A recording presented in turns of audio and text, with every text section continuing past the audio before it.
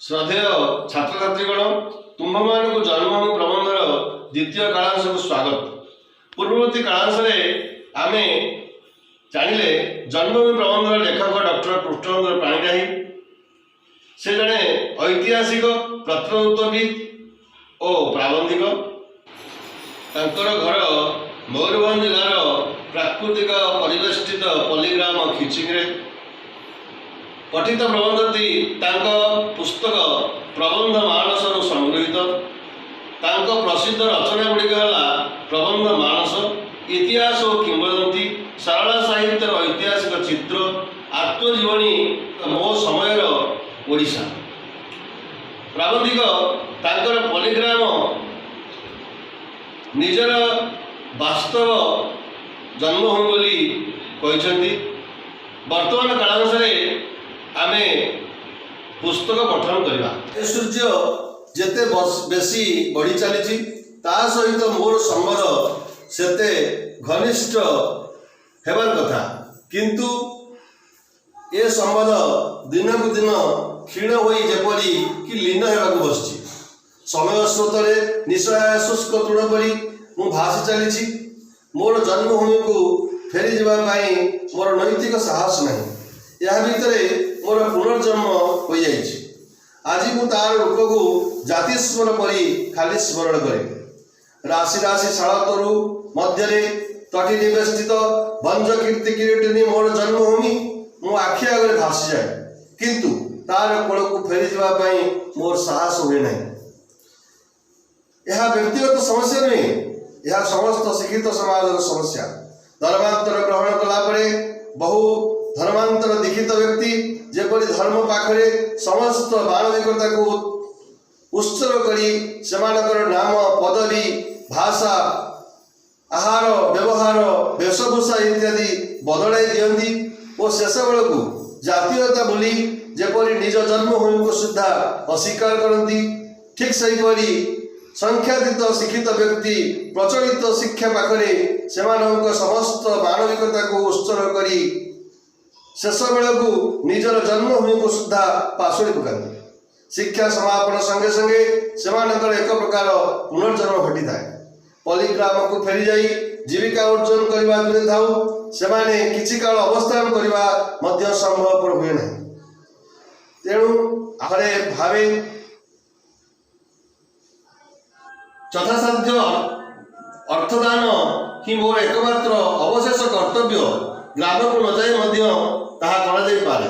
जन्मभूमि सहित मोर आउ कि प्रकार संबंध अछि। जेते बेसी बढ़ी चली ता सहित मोर संबंध सेते बेसी घनिष्ठ हेबार कथा, किंतु ए संबंध दिन को दिन क्षीण होई जेपरी कि लीन हेबाक बसछि। एठारे लेखक पाणिग्राही आयु सूर्य कहले आयु रूपक सूर्य। आयु सूर्य होछि आयु रूपक सूर्य। एठी रूपक कर्मधार समास है। चिंती सूर्य सकाळ उदय होती मध्याह्न देई अस्त होती, सेहीपरि मनुष्य जन्म हुए एवं धीरे धीरे वर्धमान होई शेष में मृत्यु मुखर पड़े। तेणु यही वर्धमान समय को वर्धमान बयस को लेखक आयु सूर्य बोली कहते।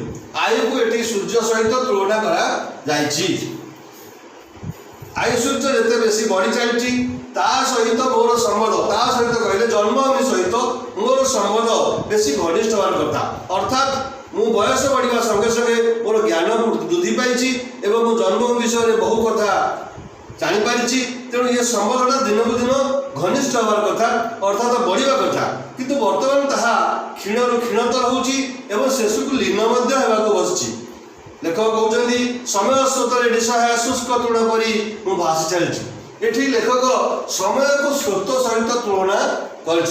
स्रोत जमी अनवरत बही चली थाए सेमती समय अनवरत बही चली थाए। स्रोत शुष्क तृण पकाइले जेपरी ताहा असहाय होई भासी जाई थाए, तार अटकिबार कौनसी कारण न थाए। से भली समय स्रोत आजिर समय लेखक निजको अटकाई पारि नाहांती, जन्मभूमि प्रति आकर्षित होई पारि नाहांती एवं से समय स्रोत निशय शुष्क तृण परी समस्त शिक्षित व्यक्ति परी ग्राम दूरे जाउछंती, अर्थात आउ ग्राम को फेरी पारु नाहांती। एठी समय को स्रोत सहित तुलना कराई। समय रूपक स्रोत अर्थात रूप कर्मधारय समास।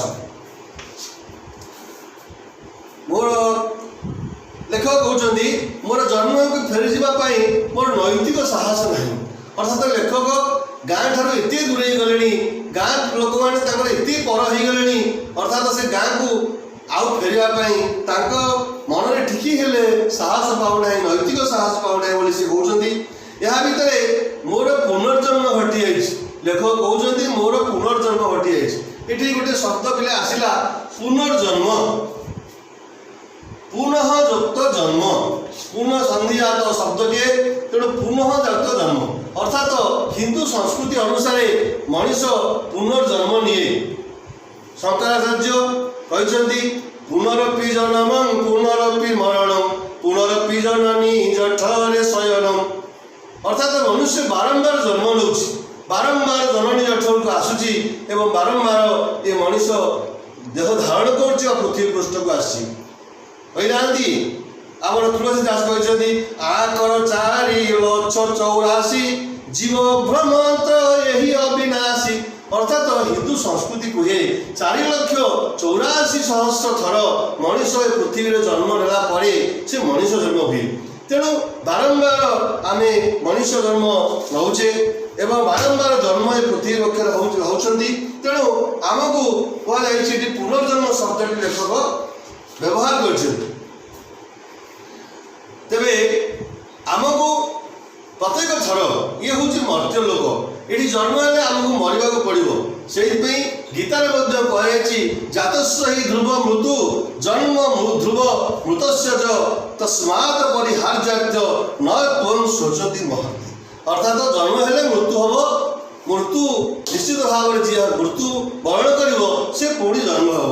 ये चक्रपथ चली भागवत कहनी मर्त्यमंडले देह बही देवता होइले मरई ए जीव मरण निकटे पुणी चिंतई अन्य घटे।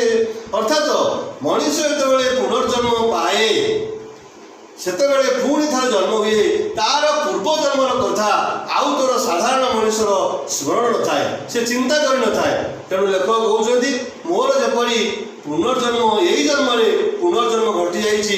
अर्थात मु मो गाँ ठू बहुत दूर को चली जाइए। आज मु तार रूप को जाति स्वर खाली स्मरण करे, आज मु तार रूप को जाति स्वर पर खाली स्मरण करे। ये गोटे शब्द आसला जाति स्वर। जी जो लोक जो विद्वान लोक मैंने पुणी थे मृत्यु पर पुणी थे जन्म नेला ये समाज रे ये धरित्री रे ये पृथ्वी रे से पूर्व जन्म कथा को मन रखी था जाति स्वर कहुए। यही कथा आम कह गले जड़ भरत उपेक्षाण आम मन को आसूँ। जड़ भरत जाति स्वर थे, से जड़े ऋषि थे, परवर्ती पर्यायर से जन्म नेला सी पूर्व जन्म कथा को मन पकई एवं सगर महाराजा सी पूर्व जन्म कथा को स्मरण कर पारे। तुलसीदास सारला दास ये महामनीषी माने निजर पूर्व जन्म कथा को मन रखी। आम ओडिशार पंचसखा माने जाति स्वर थे, से पूर्व जन्म कथा को मन रखी एवं से अनुसार काम करते काव्य कवितार उल्लेख कर। तेबे ये जाति स्वर कथाटी कहुई ठीक। लेखक कहते मोर जदिव पुनर्जन्म हो जाए महामान भली मु जाति स्वर मान जमी पूर्व जन्म कथा को स्मरण करती से यही जन्म मोर नुआ जन्म होता है। मुझे शिक्षित व्यक्ति सहराभिमुखी व्यक्ति होते ग्राम सहर को जाते जाति स्वर व्यक्ति मान मो गाँ को भूली पारिनी एवं से गाँव समस्त कथा बीतई अतीतर समस्त स्मृति को माने पकई सचिन राउतराय से कथा को मन पकई कविता लिखिं ताहार लोटा ताहारी बण तागाई गोट मुरली सोण फसल कोटा मधुर गान सकल मोर साहाटी छोट मोर गान ଏସବୁ କଥା ଛବିଟି ପରି ପ୍ରବାସ ମନେ ଉଠଇ ଥରି ଇଚ୍ଛା ହୁଏ ମାଟିରେ ତାର ଶିରଟି ଥରେ ନୂଆଟି ଛୋଟ ମୋର ଗାଁଟି ଶିରଟି ଥରେ ନୂଆଟି ଛୋଟ ମୋର ଗାଁଟି। अर्थात प्रत्येक व्यक्ति प्रत्येक शिक्षित व्यक्ति जिते बड़ शिक्षित हूँ ना जिते बड़ पद पदवी रहतु ना कहीं सी तांकर जन्मभूमिर स्मृति पिलादिनर स्मृति को केवे भूली पारि न से कृष्णचंद्र पाणिग्राही गाँव प्राकृतिक स्वहा संपद गाँव में अतीत बीतई समस्त घटना को भूली पारि ना जाति स्वर परी से कथा को बारंबार स्मरण कर उल्लेख कर शालातोर मध्य तटी निवेशित भंज कीर्ति किरीटिनी मोर जन्मभूमि मो आखि आगे भासी जाए किंतु तार कोल को फेरी जावाई मोर साहस हुए ना। राशि राशि शालातोर मध्य तटी निवेशित भंज कीर्ति किरीटिनी खिची चतुर्पार्श्व राशि राशि शालबण एवं से शालबण भितरे तटी निवेशित पहाड़ी झरणा द्वारा बेष्टित होता से प्रिय जन्मभूमि जी भंज कीर्ति किरीटिनी भंज वंशीय मयूरभंज भंज वंशीय राजा मानकर कीर्ति उद्भासित होती भंज कीर्ति किरीटिनी जन्मभूमि खिचिंग मन पड़ जाइए आखि आगे भासी जाऊँगी कल को फेरवा आउ साहस हो नहीं। व्यक्तिगत समस्या नुहे यह समग्र शिक्षित समाज समस्या अर्थात केवल लेखक जे जन्मभूमि को छाड़ी दूर को चली जाती एक नुहे समस्त शिक्षित समाज शिक्षा लाभ करे जन्मभूमि को छाड़ी सहराभिमुखी हो जाइछन्ति एवं सहर में नहीं निजर कर्तव्य संपादन करुछन्ति एवं जन्मभूमि को भूली जाउछन्ति एही कथा लेखक प्रकाश करछन्ति। जेपरी धर्मांतर ग्रहण कलापर बहु धर्मांतर दीक्षित व्यक्ति जेपरी धर्म पाखरे समस्त मानविकता को उत्सर्ग करी सेमानकर नाम पदवी भाषा आहार व्यवहार वेशभूषा इत्यादि बदलाई दियंती शेष बेल को जातीयता बोली निजर जन्मभूमि को सुद्धा अस्वीकार करती। धर्मांतर एक प्रक्रिया ये धर्मांतर ग्रहण कलापर व्यक्ति माने धरतु गोटे लोक गोटे धर्म त्याग कर अन्य धर्म को गला जो धर्म को से धर्म त्याग कर गला से धर्मर समस्त आचार व्यवहार वेशभूषा चालीचलन खाद्य पोशाक को ग्रहण करने को बाध्य एपरिक निजर जातीयता को से भूली जाती। शिक्षा समापन संगे संगे से एक प्रकार पुनर्जन्म घटी थाए पल्लीग्राम को फेरी जा जीविका अर्जन करने दूरे थाऊ सेठारे किछि काल अवस्थान करने से पक्षरे आ संभवपर हुए ना।